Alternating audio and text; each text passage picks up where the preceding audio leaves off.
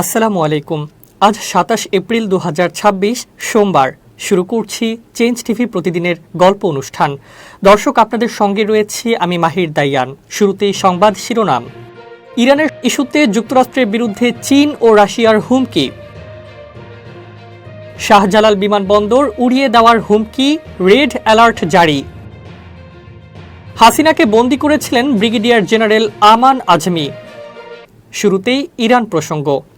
অস্ট্রিয়ার রাজধানী ভিয়েনায় আন্তর্জাতিক সংস্থাগুলোর কাছে নিযুক্ত রাশিয়ার প্রতিনিধি মিখাইল উলিয়ন্ট বলেছেন, ইরানের সঙ্গে কার্যকর আলোচনা চালাতে হলে যুক্তরাষ্ট্রকে তাদের চাপ প্রয়োগের কৌশল থেকে সরে আসতে হবে। সোমবার আল জাজিরার প্রতিবেদনে এ তথ্য জানানো হয়। সামাজিক যোগাযোগ মাধ্যম এক্সে দেওয়া এক পোস্টে তিনি উল্লেখ করেন, যুক্তরাষ্ট্র সাধারণত শক্তির অবস্থান থেকে আলোচনা করে এবং সামরিক পদক্ষেপ বা নিষেধাজ্ঞা কঠোর করার হুমকি দেয়। তবে তার মতে এই পদ্ধতি ইরানের ক্ষেত্রে কার্যকর নয়। উলিয়ানোভ আরও বলেন, বর্তমান পরিস্থিতিতে এগিয়ে যাওয়ার জন্য যুক্তরাষ্ট্রের উচিত তাদের অবস্থান থেকে ব্ল্যাকমেইল, আলটিমেটাম এবং সময়সীমা নির্ধারণের মতো উপাদানগুলো বাদ দেওয়া। প্রতিবেদনে বলা হয়, এই মন্তব্য ইরান যুক্তরাষ্ট্র উত্তেজনার মধ্যে রাশিয়ার অবস্থানকে স্পষ্ট করছে। ধারণা করা হচ্ছে আব্বাস আরাঘচির রাশিয়া সফরে এ ধরনের বার্তা আরও জোরালো হতে পারে। যুক্তরাষ্ট্র কর্তৃক চীনা কোম্পানিগুলোর ওপর আরোপিত নতুন নিষেধাজ্ঞাকে অবৈধ আখ্যা দিয়ে এর তীব্র সমালোচনা করেছে চীন। সোমবার বেইজিংয়ে এক সংবাদ সম্মেলনে চীনা পররাষ্ট্র মন্ত্রণালয়ের মুখপাত্র লিন জিয়ান বলেন, তার দেশ নিজস্ব প্রতিষ্ঠানগুলোর স্বার্থ রক্ষায় প্রয়োজনীয় সব ধরনের ব্যবস্থা গ্রহণ করবে। আন্তর্জাতিক আইনের তোয়াক্কা না করে ওয়াশিংটনের এই ধরনের একতরফা নিষেধাজ্ঞার চর্চাকে চীন সর্বদা বিরোধিতা করে আসছে বলে তিনি উল্লেখ করেন।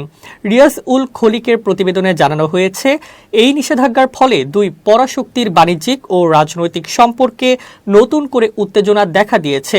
এর আগে গত শুক্রবার মার্কিন ট্রেজারি বিভাগ ইরান সংশ্লিষ্ট নতুন কিছু নিষেধাজ্ঞার ঘোষণা দেয়। এই পদক্ষেপে চীনের একটি বড় স্বাধীন শোধনাগার, যাকে সাধারণ টি পট রিফাইনারি বলা হয়, প্রায় 40টি অতিরিক্ত প্রতিষ্ঠানকে কালো তালিকাভুক্ত করা হয়েছে। বিশেষ করে শানডং প্রদেশের এই শোধনাগারগুলো এবং হ্যাংলি পেট্রোকেমিক্যাল রিফাইনারি কোম্পানির বিরুদ্ধে ইরানের সঙ্গে অবৈধ তেল বাণিজ্যে জড়িত থাকার অভিযোগ এনেছে ওয়াশিংটন। মার্কিন স্টেট ডিপার্টমেন্টের মুখপাত্র টমি পিগট দাবি করেছেন যে ইরানের তেল বাণিজ্যের হ্রাস টেনে ধরার লক্ষ্যেই এই কঠোর ব্যবস্থা নেওয়া হয়েছে। চীন এই নিষেধাজ্ঞাকে যুক্তরাষ্ট্রের ক্ষমতার অপব্যবহার এবং লং আর্ম জুরিসডিকশন বা দীর্ঘমেয়াদী আইনি এখতিয়ার বহির্ভূত আচরণ হিসেবে বর্ণনা করেছে। মুখপাত্র লিন জিয়ান যুক্তরাষ্ট্রকে এই ভুল পথ থেকে সরে আসার আহ্বান জানিয়ে বলেন, বেইজিং তার কোম্পানিগুলোর বৈধ অধিকার ও স্বার্থ রক্ষায় দৃঢ় প্রতিজ্ঞ। চীন মনে করে আন্তর্জাতিক বাজারে নিজেদের আধিপত্য বজায় রাখতে যুক্তরাষ্ট্র বারবার চীনা প্রতিষ্ঠানগুলোকে লক্ষ্যবস্তু বানাচ্ছে, যা বিশ্ব বাণিজ্যের স্থিতিশীলতাকে নষ্ট করছে। এই উত্তেজনার ফলে আন্তর্জাতিক জ্বালানি বাজার এবং সরবরাহ শৃঙ্খলে বড় ধরনের প্রভাব পড়ার আশঙ্কা করছেন বিশেষজ্ঞরা। ইরান যুদ্ধের প্রভাবে মধ্যপ্রাচ্যে যখন অস্থিরতা বিরাজ করছে, তখন চীনের তেল শোধনাগারগুলোর ওপর এই আঘাত বেইজিং ও ওয়াশিংটনের মধ্যকার কূটনৈতিক সংকটকে আরও ঘনীভূত করল। বেইজিং স্পষ্ট করে দিয়েছে, তারা এই ধরনের অবমাননাকর আচরণ মুখ বুঝে সহ্য করবে না এবং প্রয়োজনে পাল্টা আইনি বা অর্থনৈতিক পদক্ষেপ নেবে।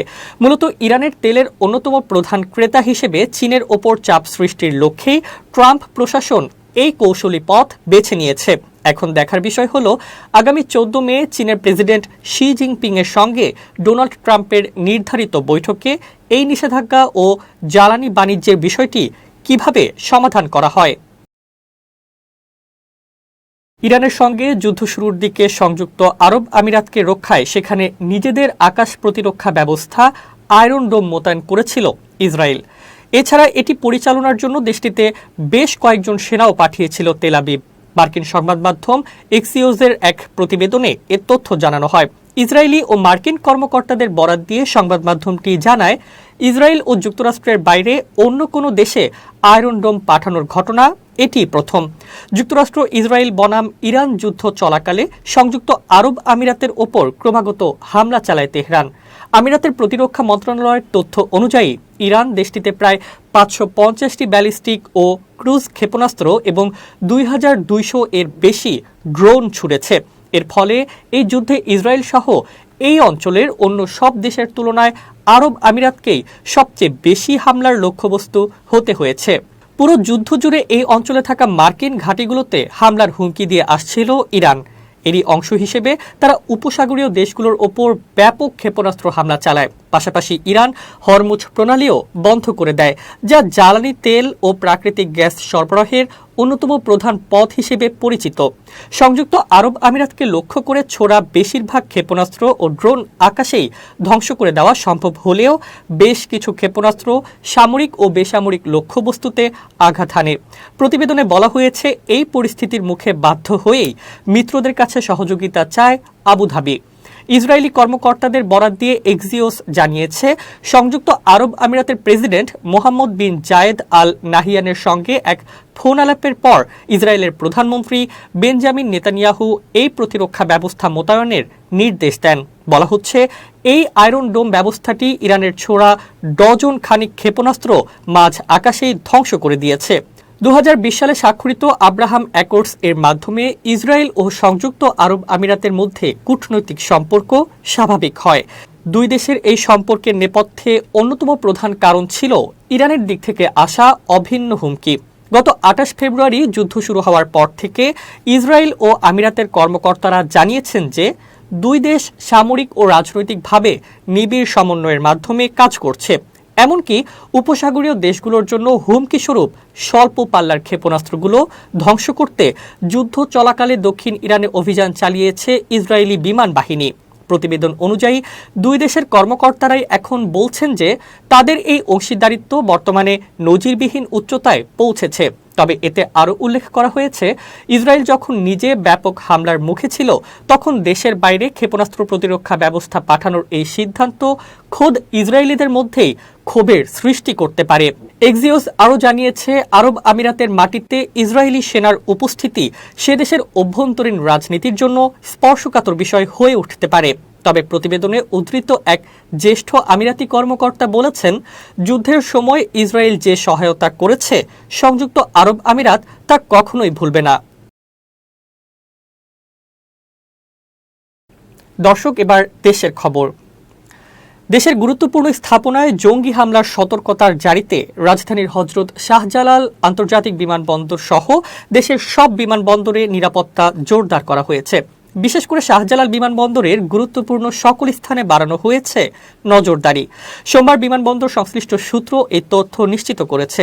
সূত্র জানায়, পুলিশ সদর দপ্তর থেকে সতর্কতার চিঠি বিমানবন্দর কর্তৃপক্ষকেও দেওয়া হয়েছে।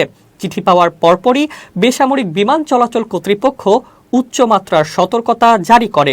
বিমানবন্দরের কর্মরত আইনশৃঙ্খলা বাহিনীর সকল ইউনিটকে বিশেষ ব্যবস্থা নিতে নির্দেশনা দেওয়া হয়। সূত্র আরও জানায়, বিমানবন্দরের বিভিন্ন গুরুত্বপূর্ণ স্থানকে ঘিরে জোরদার করা হয়েছে নিরাপত্তা। গোয়েন্দা নজরদারিও বাড়ানো হয়েছে। পোশাকে ও সাদা পোশাকে অতিরিক্ত সদস্য মোতায়েন করা হয়েছে। সব ধরনের নিরাপত্তা হুমকি বিবেচনা করে পূর্ণ নিরাপত্তা ব্যবস্থাও গ্রহণ করা হয়েছে। অ্যারাইভাল ও ডিপারচার সব ক্ষেত্রে নিরাপত্তা তল্লাশিও জোরদার করা হয়েছে। কোনো কিছু অস্বাভাবিক দেখা মাত্রই দ্রুত রিপোর্ট করতে বলা হয়েছে। বেবিচকের এক ঊর্ধ্বতন কর্মকর্তা বলেন, এখন পর্যন্ত নিরাপত্তা হুমকি আমরা পাইনি, তারপরও আগাম সতর্কতা নেওয়া হয়েছে। প্রত্যেকটি বিমানবন্দরের নিরাপত্তা জোরদার করার জন্য নির্দেশনা দেওয়া হয়েছে। আমরা মাঝে মাঝে এই নিরাপত্তা ব্যবস্থা নেই। যে সকল বিমানবন্দরে রাতে বিমান ওঠানামা করে না সেগুলোকেও রাতের বেলাতে নিরাপত্তা জোরদার করার জন্য বলা হয়েছে। ওই কর্মকর্তা আরও বলেন, পুলিশ সদর দপ্তর যে চিঠি দিয়েছে তারই পরিপ্রেক্ষিতে যে নিরাপত্তা ব্যবস্থা জোরদার করা হয়েছে এমনটি না। আমরা মাঝে মাঝে নিরাপত্তা ব্যবস্থা জোরদার করি, এরই অংশ বলা যায়। আরও বলেন তিনি, সিকিউরিটি পার্সন ছাড়া বিমানবন্দরের অভ্যন্তরে প্রবেশের ক্ষেত্রে নিরাপত্তা তল্লাশিতে যে কোনো ঘাটতি না করা হয় সেজন্য আমরা বলেছি। শাহজালাল বিমানবন্দরের নানা স্থানে এন্ট্রি পয়েন্ট সেগুলোতেও নিরাপত্তা ঘাটতি যেন না থাকে তার জন্য বলা হয়েছে। কোথাও কোনো ধরনের অস্বাভাবিকতা চোখে পড়লে দ্রুততার সঙ্গে সেটি মোকাবেলা ও ঊর্ধ্বতন কর্তৃপক্ষকে জানানোর জন্য নির্দেশনা দেওয়া হয়। পুলিশ সদর দপ্তরের অভ্যন্তরীণ চিঠির তথ্য অনুযায়ী সাম্প্রতিক গোয়েন্দা তথ্যে জানা গেছে, নিষিদ্ধ সংগঠনের সঙ্গে যুক্ত বেশ কয়েকজন ব্যক্তি নিয়মিত যোগাযোগ রক্ষা করছেন। তারা বিভিন্ন স্পর্শকাতর স্থানে সুসমন্বিত হামলার পরিকল্পনা করতে পারেন বলে ধারণা করা হচ্ছে। চিঠিতে আরও বলা হয়, সম্প্রতি গ্রেপ্তার হওয়া উগ্রবাদী সংগঠনের সদস্য ইশতিয়াক আহমেদ সামি ওরফে আবু বকর ওরফে আবু মোহাম্মদের সঙ্গে সেনাবাহিনীর চাকরিচ্যুত 2 সদস্যের নিয়মিত যোগাযোগের তথ্য পাওয়া গেছে বলে সংশ্লিষ্ট সূত্র জানিয়েছে। হামলার সম্ভাব্য লক্ষ্যবস্তুর তালিকা রয়েছে জাতীয় সংসদ, পুলিশ ও সামরিক বাহিনীর গুরুত্বপূর্ণ স্থাপনা, উপাসনালয়, বিনোদন কেন্দ্র ও অন্যান্য গুরুত্বপূর্ণ অবকাঠামো। আইন শৃঙ্খলা রক্ষাকারী বাহিনীর কর্মকর্তারা জানান, এই জঙ্গি গোষ্ঠীটি হামলা চালানোর জন্য বিভিন্ন পদ্ধতি ব্যবহারের চেষ্টা করছে, যা জাতীয় নিরাপত্তার জন্য উদ্বেগের কারণ হয়ে দাঁড়িয়েছে। এরই প্রেক্ষিতে সম্ভাব্য হামলা ঠেকাতে পুলিশ সদর দপ্তর সংশ্লিষ্ট সব ইউনিটকে ঝুঁকিপূর্ণ স্থানে নিরাপত্তা জোরদার করা, নজরদারি বৃদ্ধি ও গোয়েন্দা তথ্যের সমন্বয় বাড়ানোর নির্দেশ দিয়েছে। বাংলাদেশ এখন থেকে পুরো দেশের আকাশসীমা শতভাগ নজরদারির আওতায় আনতে যাচ্ছে। আকাশসীমা নজরদারিতে যুগান্তরকারী যুগে প্রবেশ করছে বাংলাদেশ। ঢাকার হযরত শাহজালাল আন্তর্জাতিক বিমানবন্দরে বসেছে অত্যাধুনিক রাডার ও নেভিগেশন ব্যবস্থা। এর মাধ্যমে শতভাগ নজরদারিতে আসছে পুরো দেশের আকাশ। বেসামরিক বিমান চলাচল কর্তৃপক্ষ প্রায় 942 কোটি টাকা ব্যয়ে এয়ার ট্রাফিক কন্ট্রোল নির্মাণ করেছে। অত্যাধুনিক এই ব্যবস্থার মাধ্যমে বাংলাদেশের পুরো আকাশসীমা নজরদারির আওতায় আসবে। এতে উড়োজাহাজ চলাচল আরও নিরাপদ হবে, পাশাপাশি আর্থিকভাবে লাভবান হবে বাংলাদেশ। হুসাইন মোহাম্মদ এরশাদের সামরিক শাসনামলে শেখ হাসিনা নিজের অধীনে বন্দী ছিলেন বলে জেরায় উল্লেখ করেছেন অবসরপ্রাপ্ত ব্রিগেডিয়ার জেনারেল আব্দুল্লাহিল আমান আজমি। সোমবার জয়েন্ট ইন্টারোগেশন সেন্টারে গুম নির্যাতনের ঘটনায় মানবতা বিরোধী অপরাধের মামলায় আসামি পক্ষের জেরায় তিনি একথা উল্লেখ করেন। আন্তর্জাতিক অপরাধ ট্রাইব্যুনাল 1 এর চেয়ারম্যান বিচারপতি মোহাম্মদ গোলাম মর্তুজা মজুমদারের নেতৃত্বাধীন 2 সদস্যের বিচারিক প্যানেলে এ জেরা করেন আইনজীবী আজিজুর রহমান দুলু। প্যানেলের অপর সদস্য বিচারপতি মোহাম্মদ শফিউল আলম মাহমুদ। জেরায় আজমির উদ্দেশ্যে দুলু বলেন, শেখ হাসিনার সঙ্গে আপনার কখনো দেখা হয়েছিল কিনা?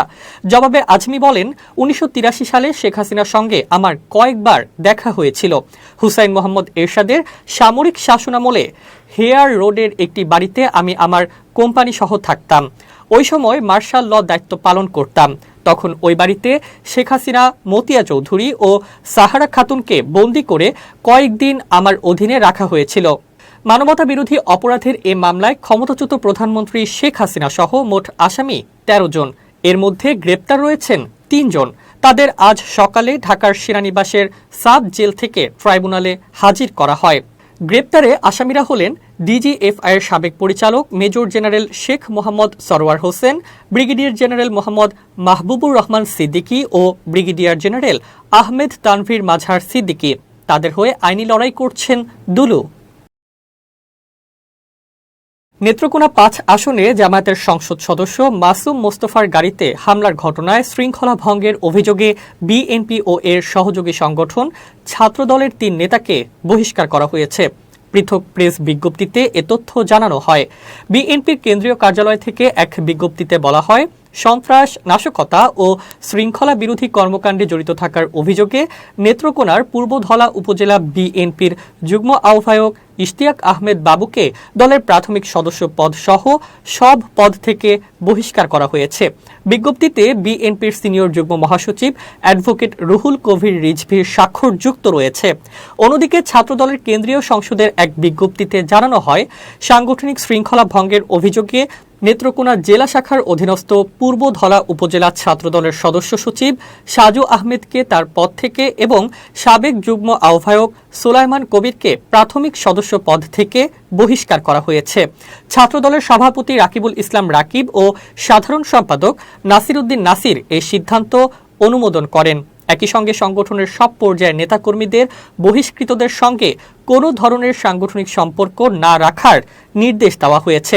শুক্রবার সন্ধ্যায় নেত্রকোনা 5 আসনে জামায়াতের সংসদ সদস্য মাসুম মোস্তফার ওপর হামলা এবং তার গাড়ি ভাঙচুরের ঘটনার পরিপ্রেক্ষিতে এ বহিষ্কারের সিদ্ধান্ত নেওয়া হয়েছে বলে সংশ্লিষ্ট সূত্র জানিয়েছে। দর্শক, এবার খুব জরুরি 1 মিনিট জানাচ্ছেন ইউনেস্কো ক্লাব জার্নালিজম অ্যাওয়ার্ড বিজয়ী আমিরুল মোমিনিন মানিক। খুব জরুরি 1 মিনিটে প্রত্যেককে আমন্ত্রণ। একজন মানুষের ব্যক্তিত্ব বা পরিচয় নির্ভর করে তার আদর্শের উপর। সেই জন্যে আদর্শবাদিতার গুণটি খুবই জরুরি ভালো মানুষ হবার জন্য। প্রিয় বন্ধুরা, আপনি যদি আপনার আদর্শের উপর অটল থাকেন, আপনার আদর্শকে পুঙ্খানুপুঙ্খভাবে বুকে ধারণ করেন, তাহলে আপনাকে বিপরীত আদর্শের মানুষও স্যালুট করতে বাধ্য হবে। এক্ষেত্রে দুজন মানুষের নাম আমি উল্লেখ করব। একজন ফররুখ আহমদ আর অন্যজন সত্যেন সেন। ফররুখ আহমদ ইসলামী পুনর্জাগরণের জন্য নিরন্তরভাবে কাজ করেছেন। তিনি তার আদর্শে অটল থেকেছেন। অন্যদিকে শিল্পী সত্যেন সেন উদীচী শিল্পী গোষ্ঠী সহ নানা ধরনের সাংস্কৃতিক কর্মকাণ্ডের মধ্য দিয়ে তার বাম আদর্শকে উচ্চকিত করতে চেয়েছেন। দুজন মানুষই দুই ঘরানার হলেও আদর্শে তারা অটল ছিলেন। সুতরাং আদর্শবাদী যদি আমরা হতে পারি, তাহলে এই সমাজকে একটা আলো যেমন দেখাতে পারবো, ঠিক তেমনি এই সমাজে একটা উদাহরণও আমরা তৈরি করতে পারবো। সবাই ভালো থাকবেন, শুভেচ্ছা নিরন্তর। দর্শক, শেষ করছে চেঞ্জ টিভির প্রতিদিনের গল্প অনুষ্ঠান। changeTV.press বাংলাদেশের ইউটিউব জার্নালিজমের অগ্রদূত। ভিজিট করুন এর ওয়েবসাইট www.changetv.press, ইউটিউব youtube.com/changetvpress এবং সাবস্ক্রাইব করুন চ্যানেলটি। নিয়মিত লাইক, কমেন্ট ও শেয়ার করে আপডেট রাখুন নিজেকে। ভালো থাকুন, নিরাপদে থাকুন, শুভেচ্ছা নিরন্তর। changetv.press, এক ফোঁটা হলুদও নেই।